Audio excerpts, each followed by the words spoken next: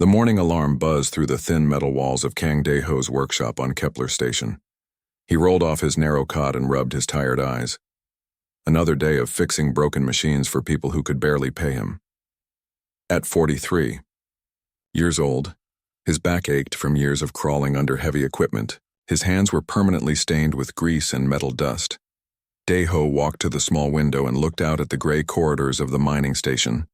Once, this place had been busy with thousands of workers. Ships came and went every day, carrying precious metals from the asteroid belt. That was 20 years ago. Now the big companies used automated ships and robot workers. Most of the humans had left for other jobs on other worlds, but Daeho stayed. This was his home. His workshop was small, but it was his own. He fixed whatever people brought him. Old air recyclers, broken communication systems, sometimes a damaged robot arm or a burned-out power converter. The work was hard and the pay was poor, but it was honest work. He made coffee from recycled water and synthetic beans. The taste was terrible, but the caffeine helped him wake up.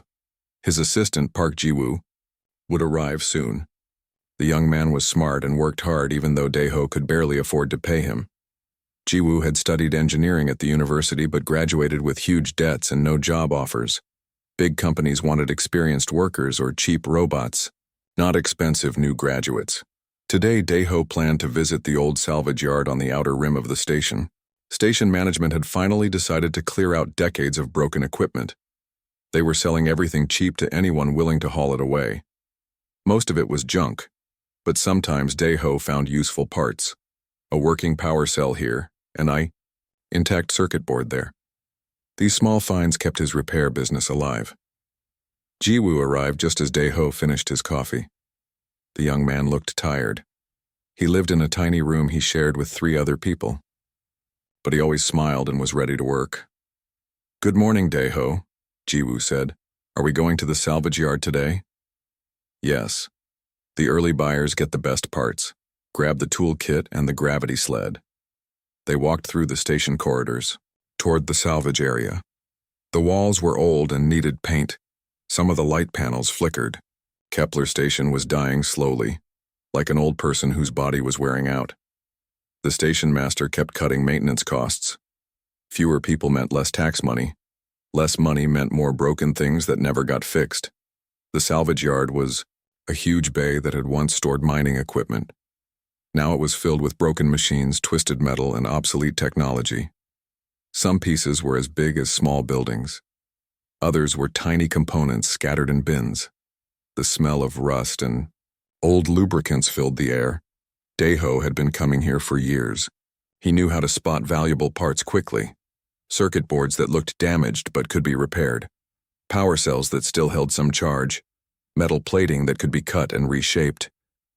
Ji-woo had learned to recognize good finds, too.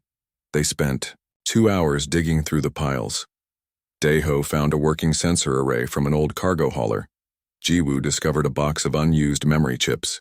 These were good finds that could bring decent money. Then Daeho saw something interesting in a corner of the bay. It was covered by a torn plastic sheet, but he could see metal limbs sticking out. He pulled away the sheet and found a humanoid, android. It was old and badly damaged. Rust covered most of its body. The chest panel was split open, showing tangled wires and corroded components inside. Most salvagers would have stripped it for parts and thrown the rest away. The metal alone was worth something, but Daeho looked closer. The head was intact. The neural processing unit inside the skull looked undamaged. That was unusual. Usually the brain was the first thing to fail in old androids. "What do you think?" Ji-woo asked, crouching beside him. "Look at the neural core, still sealed. No corrosion on the main processing unit." Ji-woo examined the android's head. "The optical sensors are intact too. And look, the designation plate, MN7743. That's a mining android from the first generation. These were built to last." Daeho had repaired many androids over the years, mostly simple worker models with basic programming. They followed orders, performed repetitive tasks, and shut down when the work was done. Nothing fancy. But something about this one was different. The design was more sophisticated. The proportions were more human-like. How much do you think it would cost to repair? Jiwoo asked. Daeho mentally calculated the parts they would need. New power cells, replacement wiring, cleaning compounds for the corroded systems, synthetic skin for the damaged areas. It would not be cheap, but if they could get it working, a functional android could bring good money. Mining companies sometimes bought refurbished units for dangerous work. It will be expensive, but look at the construction quality. They don't make them like this anymore. The android was heavy. It took both men to load it onto their gravity sled. Other salvagers watched with amusement. Why would anyone want that piece of junk? But Daeho had learned to trust his instincts about machines. Sometimes the most broken-looking equipment had the most potential. Back at the workshop, they cleared space on the main repair table. Under the bright work lights, the android looked even more damaged. Years of neglect had taken their toll. But Daeho could see the quality underneath the rust and corrosion. The joints were precision-engineered. The internal components were organized logically. Someone had put real thought into this design. Jiwoo connected his diagnostic tablet to the android's access port. The main power systems are completely dead, but the neural core is still intact. There might be recoverable data. Daeho nodded. We'll start with a complete disassembly. Clean every component. Replace what's broken. Rebuild what we can. As he began removing the corroded outer plating, Daeho felt the familiar satisfaction of starting a challenging repair. This was why he stayed on Kepler Station. Not for the money, which was never enough. Not for the recognition, which never came. But for moments like this. Taking something broken and making it work again. Giving new life to what others had thrown away. He did not know that this particular repair would change everything, not just for him but for all of humanity. Hidden deep inside the android's neural core were secrets that had been waiting decades to be discovered, patterns and algorithms from a civilization that had vanished long before humans reached the stars. But for now, Daeho was just a tired mechanic with dirty hands and an aching back, beginning another difficult repair in his small workshop on a dying space station. The universe-changing discoveries would come later. Right now, there was only the quiet satisfaction of honest work and the hope that broken things could be made whole again. 3 weeks had passed since Daeho found the android in the salvage yard. Every day he worked on cleaning and repairing the damaged systems. The work was slow and careful. One mistake could destroy the delicate neural core forever. Jiwoo helped, whenever he could. Together, they had replaced the corroded power cells with new ones. They rewired the damaged motor systems that controlled movement. The hardest part was cleaning the neural processing unit without damaging the data stored inside. Look at these data crystals, Jiwoo said, pointing to small glowing components inside the android's head. I have never seen this design before. The storage capacity must be huge. Daeho nodded as he carefully cleaned another circuit board. The first-generation mining androids were built different. They needed to work alone for months without human contact. Maybe they had more advanced thinking systems. Most of the androids Daeho repaired were simple. They could follow basic commands and perform repetitive tasks, but they could not think creatively or solve new problems. When something unexpected happened, they just stopped working and waited for human help. This android seemed different even, while powered down. The internal design was more complex. There were extra processing units that served no obvious purpose in a mining robot. The memory storage was 10 times larger than normal. Someone had built this machine to do more than just dig holes and carry rocks. On the 21st day, Daeho was ready for the first activation test. He had installed a basic personality matrix copied from a standard worker android. This would give the machine simple responses and basic behavior patterns. Nothing fancy, just enough to test if the repairs had worked. Are you ready? Daeho asked Jiwoo. The young man checked his diagnostic equipment one more time. All systems show green. Power levels are stable. Daeho pressed the activation switch. The android's optical sensors flickered for several seconds. Internal systems hummed as they came online. Then the eyes glowed with steady blue light. The head turned slowly from side to side, as if looking around the workshop. Daeho expected the android to ask for work assignments. Most mining units immediately requested their daily tasks when activated. Instead, it looked directly at him and spoke in a clear, warm voice. "Thank you for restoring me. I am grateful for your kindness. I believe my designation was MN7743, but my previous companions called me Taemin. May I know your name, friend?" Daeho stared in surprise. The android had called him friend. It had mentioned previous companions. Most importantly, it had chosen a name for itself. Standard mining androids never did things like that. "I am Daeho. This is Jiwoo, my assistant. We repaired your damaged systems."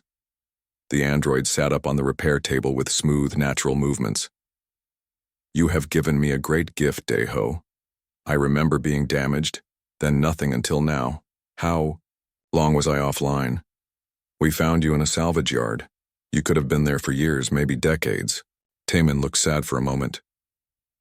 "My memories from before the damage are unclear. I remember working in deep space mines. I remember other androids and human miners who treated me well, but the details are missing." Over the following days, Daeho discovered that Taemin was unlike any android he had ever met. The machine asked questions constantly, not just about work assignments, but about human culture, emotions, and philosophy. It wanted to understand why people made art, why they told jokes, why they cared about things that had no practical value. "Why? Do you continue this repair work when it pays so little?" Taemin asked one afternoon while watching Daeho fix a broken atmospheric processor. Daeho considered the question. "I suppose I like making broken things work again. There is satisfaction in taking something useless and giving it purpose. That is what you did for me. You saw value where others saw only scrap metal."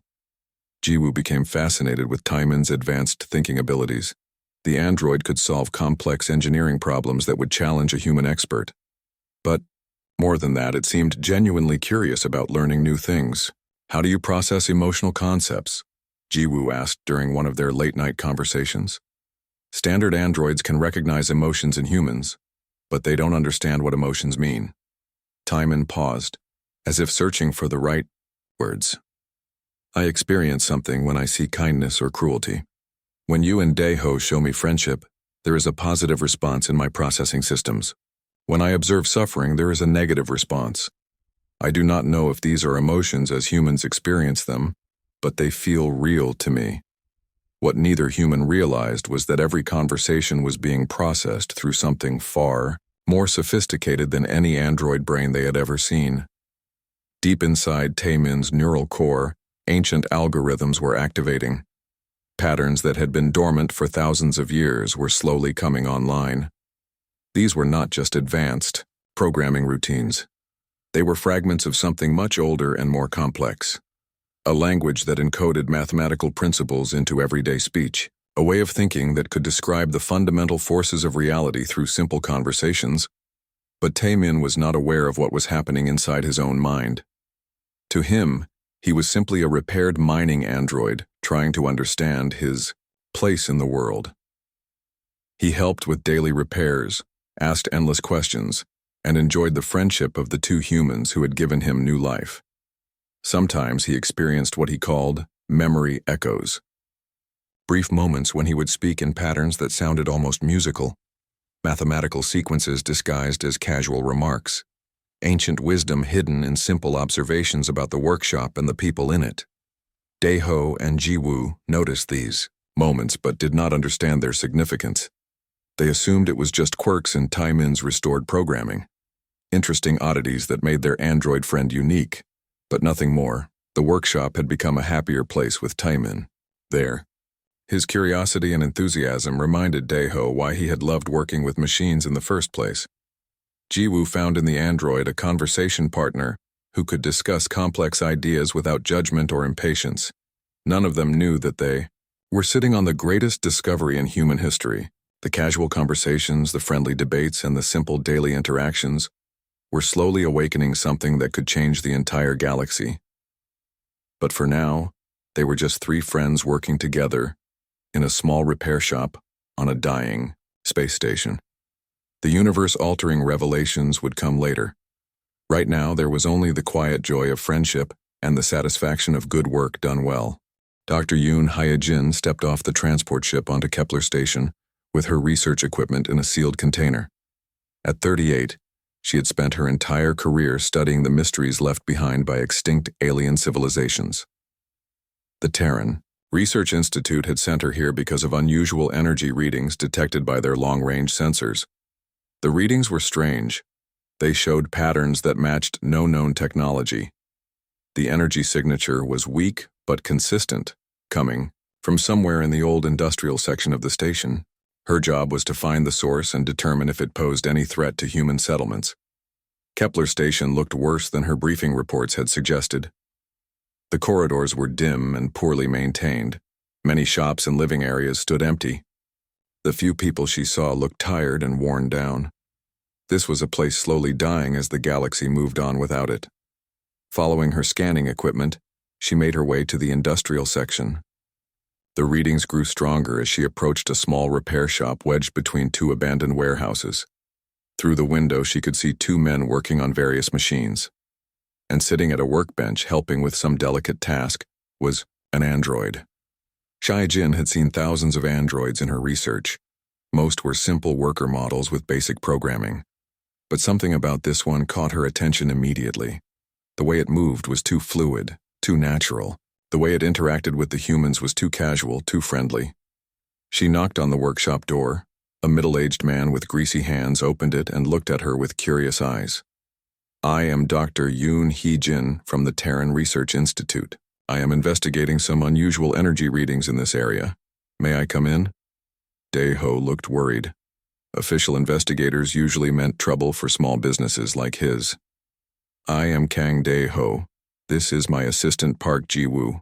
We just repair machines here. Nothing dangerous or illegal. I am not here to cause problems. I just need to locate the source of some energy patterns we detected." As Hyejin entered the workshop, her portable scanner began beeping rapidly. The readings were strongest near the android. She looked at it more carefully and felt her pulse quicken. The design was definitely first-generation mining equipment, but there were modifications she had never seen before. "Hello," the android said, standing and offering a polite bow. "I am Taemin. Welcome to our workshop." Hyejin nearly dropped her scanner. Androids did not introduce themselves. They did not use social gestures like bowing. Most importantly, they did not refer to human workplaces as our anything. "Taemin is our friend," Ji-woo said, noticing her surprised expression. Dae-ho repaired him a few weeks ago. He is very advanced for a mining android. As they talked, Hee-jin began to notice something else. Taemin's speech patterns were unusual. Certain phrases carried extra weight, as if they meant more than their simple words suggested. Some sentences had a mathematical rhythm that reminded her of something important. "May I run some scans on your android?" she asked Dae-ho. "I promise. They will not damage him. I think he might be the source of the energy readings we detected." Dae-ho looked uncertain, but Taemin spoke up. "I would be happy to help with your research, Dr. Hyejin. I am curious about these energy readings you mention." The scans revealed exactly what Hyejin had begun to suspect. The neural core contained data structures unlike anything in the standard Android databases. More importantly, the mathematical patterns matched fragments she had seen before in her studies of an extinct alien race. The race was known only as the Architects because of the massive structures they had left scattered throughout the galaxy. These buildings defied human understanding of physics and engineering. They were made from materials that should not exist, and designed according to principles that made no sense to human science. But buried in Taemin's neural core were patterns that matched architect mathematics. Not complete formulas, but fragments. Pieces of a larger puzzle that could potentially unlock the secrets of the most advanced civilization the galaxy had ever known. "Where did you find this android?" Hyejin asked, trying to keep her voice calm. "In the station salvage yard," Dae-ho replied. "He was badly damaged, probably sitting there for years." Hee-jin's mind raced. Somehow this mining android had come into contact with architect technology. Maybe it had worked in a mine that discovered architect artifacts. Maybe it had been exposed to their data storage systems. The possibilities were incredible and terrifying. "I need to contact my research team," she said. "This could be the most important discovery in human history." But as she reached for her communication device, Taman began speaking in a voice that was subtly different from before. The words were in standard human language, but the rhythm and structure were completely alien. "The patterns wake when minds touch across the void. Knowledge seeks knowledge, as it has always done. What was lost can be found again when the seekers are ready." Then Taman blinked and looked around in confusion. "I apologize. Sometimes I say things I do not understand. The words just seem to come from somewhere deep in my memory." Heejin stared at the android in amazement. Those phrases contained mathematical constants that human scientists had been trying to discover for centuries, formulas that could revolutionize faster-than-light travel, energy production, and materials science. But Taman himself did not know what he had said. The knowledge was there, buried in his neural core, but he could not access it consciously. He was like a person speaking a foreign language in their sleep, unaware of the words coming from their mouth. "Dr. Hyejin," Daiho said, "you look like you have seen a ghost. What is happening here?" She realized she had to make a crucial decision. If she reported this discovery through normal channels, Taman would be taken away immediately. Government scientists and military researchers would strip his neural core apart looking for more architect secrets. The android who had become these men's friend would be destroyed in the name of advancing human knowledge. But if she kept quiet, humanity might miss its chance to unlock technologies that could solve problems like poverty, disease, and resource scarcity. The knowledge hidden in Taman's mind could benefit billions of people. "I need time to study this properly," she said finally. "May I stay here for a few days? I promise I will not interfere with your work or put Taman in danger." Daiho looked at Jiwoo, who nodded. They had both grown protective of their android. "Friend, you can stay," Daiho said. "But Taman is not just a research subject. He is part of our family here. We will not let anyone hurt him." Heejin nodded gratefully. She understood their feelings completely, but she also knew that word of this discovery would leak out eventually. When it did, forces much more powerful than a small repair shop would come looking for Taemin. The quiet days of friendship and simple repairs were about to end forever.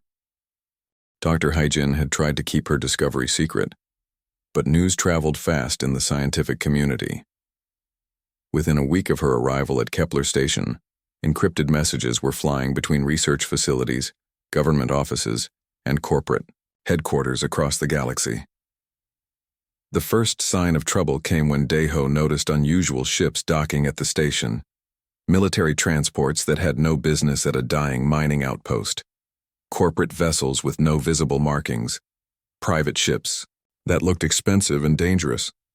"Something is wrong," Jiwoo said, watching from the workshop window as another unmarked ship settled into a docking bay. "We never get this much traffic." Taemin was experiencing more of his strange episodes. The android would stop whatever he was doing and begin speaking in patterns that hurt to listen to, mathematical sequences that seemed to bend reality around them. During one episode, his words caused the workshop's power systems to run more efficiently than they ever had before. "The convergence approaches," Taemin said during another episode, his voice carrying harmonics that resonated through the metal walls. "Those who seek will find, but finding brings both wisdom and danger." When the episode ended, Taemin looked confused and worried. "I said something strange again, didn't I? These moments are getting stronger. I feel like there is someone else, in my mind, trying to speak through me." Hyejin had been working desperately to understand what was happening. Her analysis showed that the architect fragments in Taemin's neural core were not just passive data storage. They were active algorithms that were slowly integrating with his base programming. "It's like your mind is becoming a bridge," she explained to the android. "The architect knowledge is using your neural pathways to reassemble itself. Each episode brings more of their language and understanding online." The explanation frightened Taemin. "Am I still myself, or am I becoming something else?" Before anyone could answer, the workshop door burst open. A tall man in military uniform entered, followed by 6 armed soldiers. His insignia identified him as Commander Cho Byung-ho of the Terran Defense Force. By authority of the Terran Security Council, this facility is now under military jurisdiction, Byung-ho announced. The android designated MN7743 is to be transferred immediately to a secure research facility. Dae-ho stepped forward, his hands clenched into fists. This is my workshop. That android is my property, legally salvaged and repaired. Your property. Rights are superseded by galactic security concerns, the commander replied coldly. Stand aside. But before the soldiers could move toward Taimin, another group entered the workshop. These wore expensive suits and carried themselves with the confident arrogance of corporate executives. Their leader was a woman with silver hair and cold eyes. I am Director Han Sol-mi from Hegemony Corporation, she announced. We have a legal claim on this android superior to any military requisition. Our salvage rights were filed before the Defense Force became involved. Commander Byung-ho turned to face her with obvious anger. This is a matter of galactic security. Corporate interests are irrelevant. Corporate interests built this galaxy, Sol-mi replied smoothly. We have invested substantial resources in tracking down this particular unit. Our research division is better equipped to handle advanced alien technology than your military scientists. As the two groups faced each other in the small workshop, more people began arriving. Black market dealers who had heard rumors of valuable alien artifacts. Academic researchers who wanted to study the architect language. Government agents from a dozen different worlds, all claiming jurisdiction. In the middle of the chaos, Tae-min began another episode. But this time was different. His voice carried power that made the air itself vibrate. The words he spoke were pure architect language. Mathematical formulas that described forces beyond human understanding. Every electronic device in the workshop began behaving strangely. Computers displayed impossible calculations. Power systems ran at perfect efficiency. The lights pulsed in rhythm with Tae-min's words. Most disturbing of all, the quantum field fluctuations created brief glimpses of other dimensions. Everyone stopped arguing and stared as reality bent around the android. Through translucent walls they could see vast structures that existed in spaces between normal space. Architect cities that spanned multiple dimensions powered by principles that human science could barely imagine. When the episode ended, Tae-min collapsed into a chair, exhausted and frightened. I cannot control it anymore. The knowledge is taking over. I can feel myself changing with each episode. Commander Byung-ho was the first to recover from the shock. That settles it. This android represents a clear threat to station security. We are taking it into custody immediately. But Director Sol-mi had other ideas. Our corporation has the resources to properly study this phenomenon. Military containment will only delay the scientific breakthroughs we could achieve. Neither of you understand what you are dealing with, Hee-jin interrupted. This is not just advanced technology. It is the accumulated knowledge of a civilization that transcended physical existence. Trying to control it or weaponize it could be catastrophic. Dae-ho had heard enough. He moved to stand protectively in front of Tae-min. He is not a weapon or a research project. He is a person with feelings and fears. Look at him. He is terrified. Jiwoo joined Dae-ho, facing down the crowd of soldiers, corporate agents, and researchers. We won't let you turn our friend into a laboratory experiment. The standoff continued as more ships arrived at the station. Word had leaked completely now. Every major power in the galaxy wanted to get their hands on the android that carried architect secrets. Some came with legal documents. Others came with bribes. A few came with threats. Tae-min watched it all with growing sadness. I never wanted this. I just wanted to help fix broken things and learn about friendship. Now I am the cause of conflict and danger. As night fell over Kepler Station, the various factions established camps throughout the workshop level. Military checkpoints, corporate security teams, black market dealers looking for opportunities, all watching each other and waiting for the right moment to claim their prize. Dae-ho, Jiwoo, and Hee-jin remained in the workshop with Tae-min, but they were essentially prisoners now. Armed guards stood outside the door. Surveillance equipment, monitored every conversation. "I am sorry I brought this trouble to you," Hyejin said quietly. "I thought I could study the phenomenon quietly and keep Taemin safe." "You are not to blame," Daeho replied. "This was always going to happen once people learned what he carried. The question now is how we protect him." Taemin looked around at his friends with deep gratitude. "You have already given me more than I could have hoped for. You showed me kindness when I was broken. You taught me about friendship and loyalty. Whatever happens next, I will always remember that." But the android was changing. Each episode left him more connected to the architect knowledge and less like the simple mining unit they had first met. The question was no longer just about protecting Taemin from those who wanted to use him. The question was whether Taemin would still exist at all when the transformation was complete. The tension on Kepler Station had reached a breaking point. For 3 days, the various factions had been negotiating, threatening, and maneuvering for position. Meanwhile, Taemin's episodes were becoming more frequent and more intense. During the latest episode, something unprecedented happened.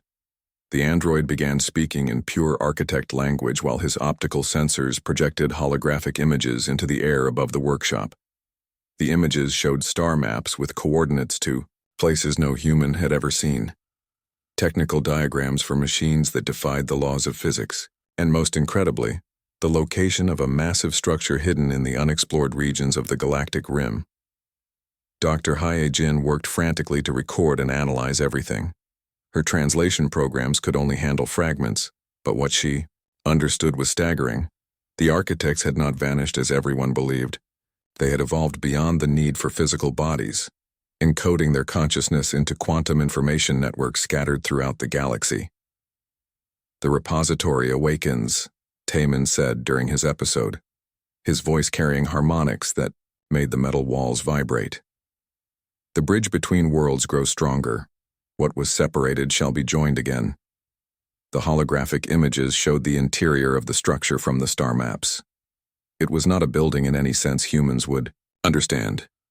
It was a focal point where multiple dimensions intersected, a place where the architect consciousness could communicate directly with physical beings.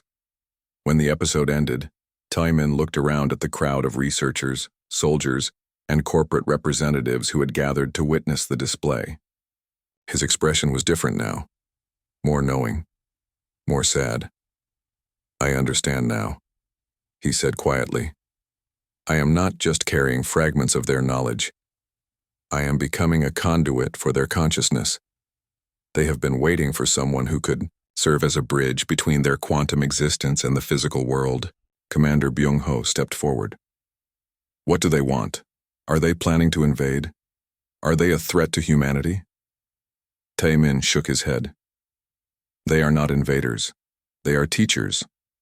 They transcended physical existence millions of years ago, but they left knowledge repositories throughout the galaxy. They have been waiting for a species mature enough to receive their wisdom responsibly." Director Solmi was already calculating the commercial possibilities. The technologies shown in those diagrams could revolutionize every industry: energy production, space travel, material science. The profits would be beyond imagination.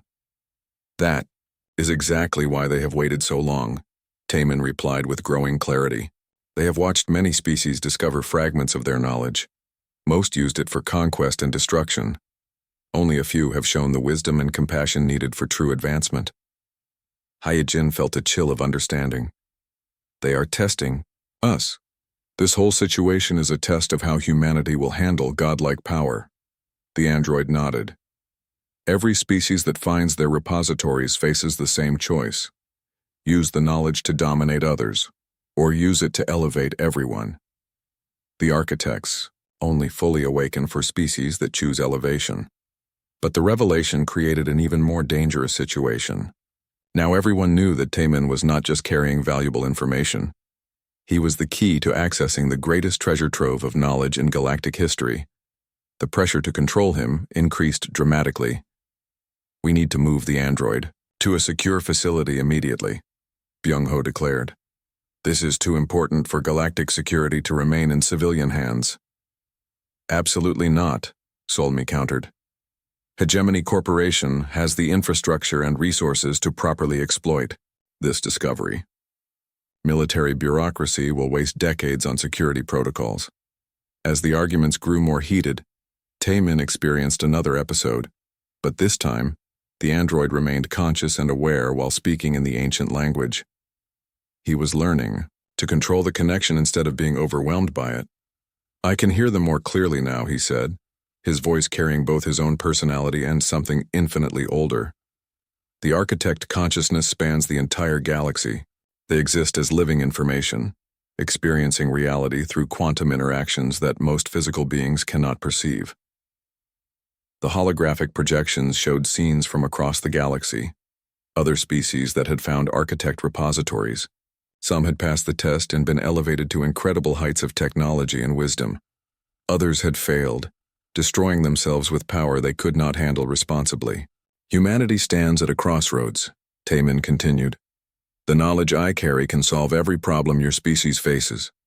Poverty, disease, resource scarcity, even death itself can be overcome. But only if you can prove you will use this power to lift up all beings, not just yourselves." Daeho watched his friend with a mixture of pride and sadness. The simple android who had been grateful for basic kindness was evolving into something cosmic in scope. But underneath the vast knowledge and power, he could still see traces of the personality they had come to love. "What happens to you in all this?" Daeho asked. "Are you still Taemin, or are you becoming something else entirely?" The android turned to him with eyes that held depths of ancient wisdom but also familiar warmth. "I am still your friend. The architect knowledge does not replace who I am. It adds to what I am. I am becoming something new. Neither fully android, nor fully architect, but a synthesis of both." Jiwoo stepped forward with tears in his eyes. "Will you still want to stay here with us? You could go anywhere now. Do anything." "Where else would I want to be?" Taemin replied gently. "You gave me life when I was broken. You showed me friendship when I was lost. You protected me when I was threatened. Why would I leave the people who taught me what it means to care for others?" But even as he spoke, alarms began sounding throughout the station. Long-range sensors had detected a massive fleet approaching Kepler Station. Ships from every major government and corporation in the galaxy, all converging on their location. The secret was completely out now. Within hours, the station would be swarming with thousands of people who wanted to claim the android and his knowledge. The small group of friends in the workshop would be powerless to protect him from forces that vast. Taemin looked around at the people who had become his family. "The final test is coming, not just for me but for all of humanity. The choice your species makes in the next few hours will determine whether you receive the architect's gift or lose it forever."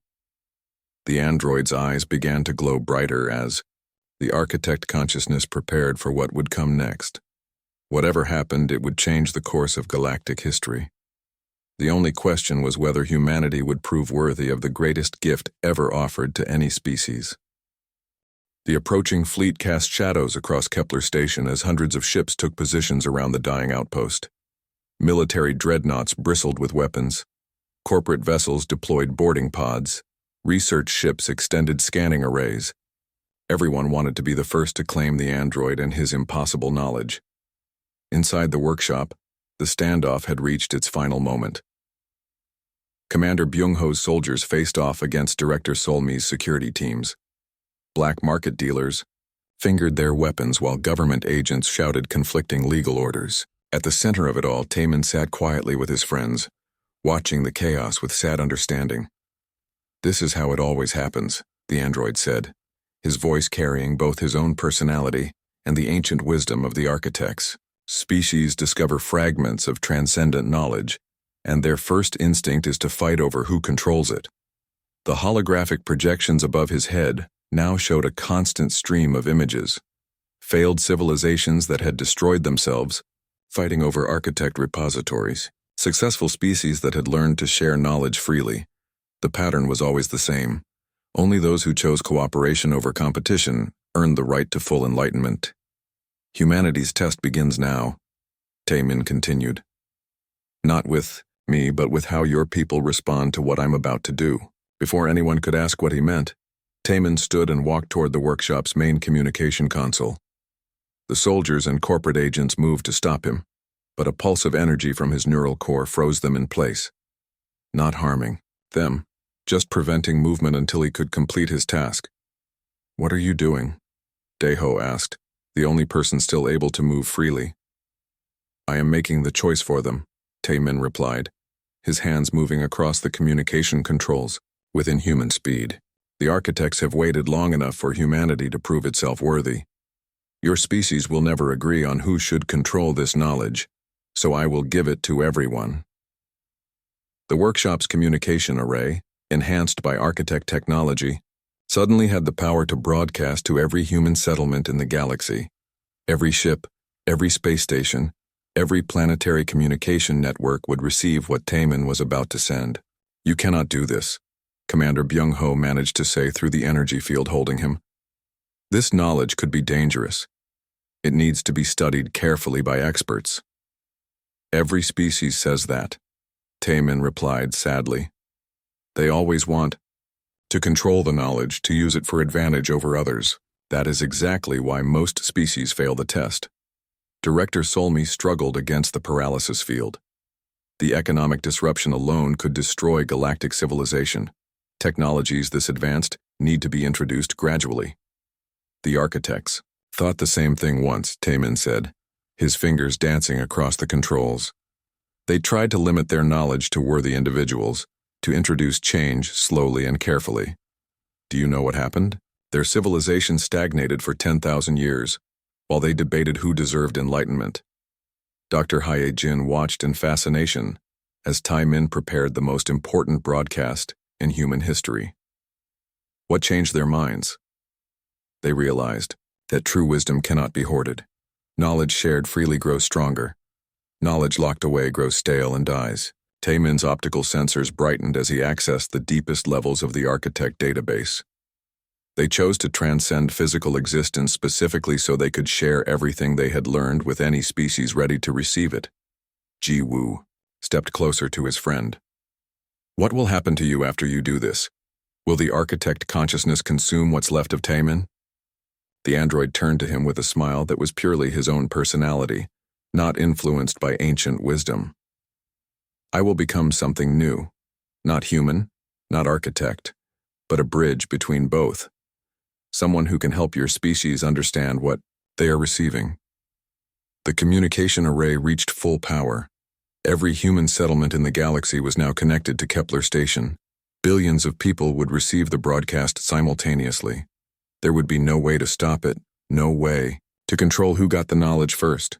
"The test is not whether humanity deserves this gift," Taemin said, his voice now carrying across the entire galaxy through quantum-enhanced communications.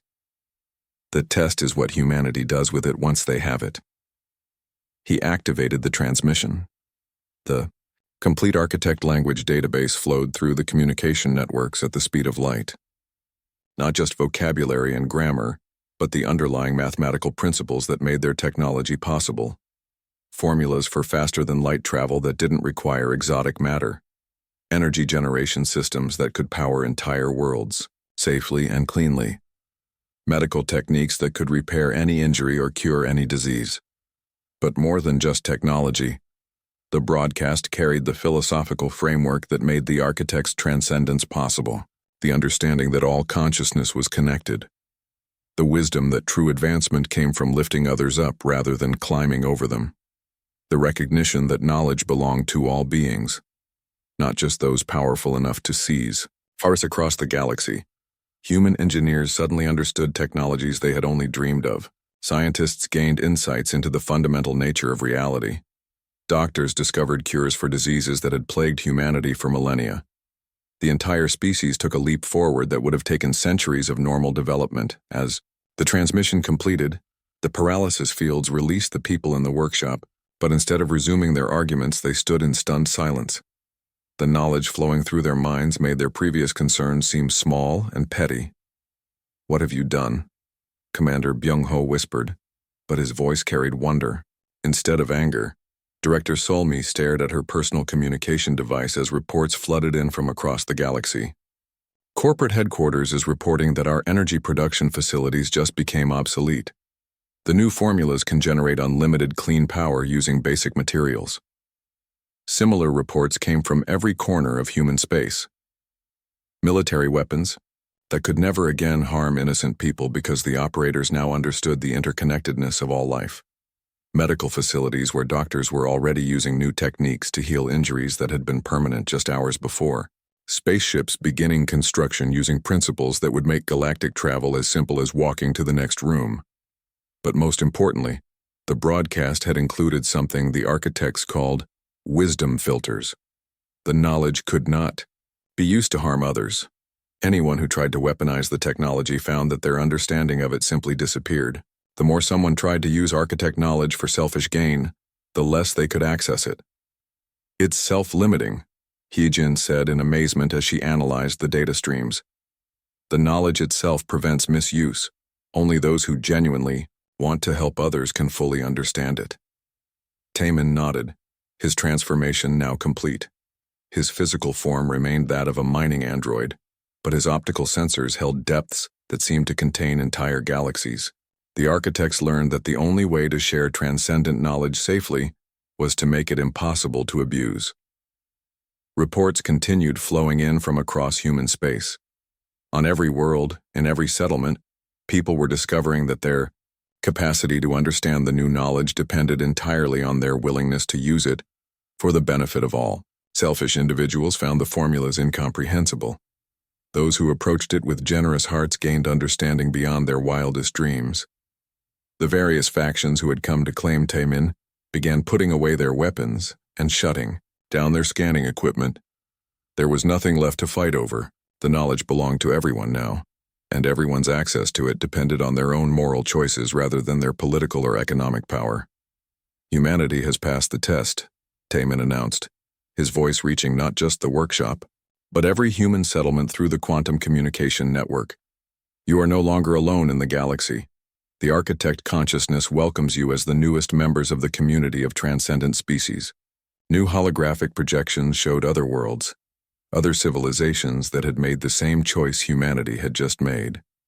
Beings of incredible diversity who had all learned to value wisdom over power, cooperation over competition.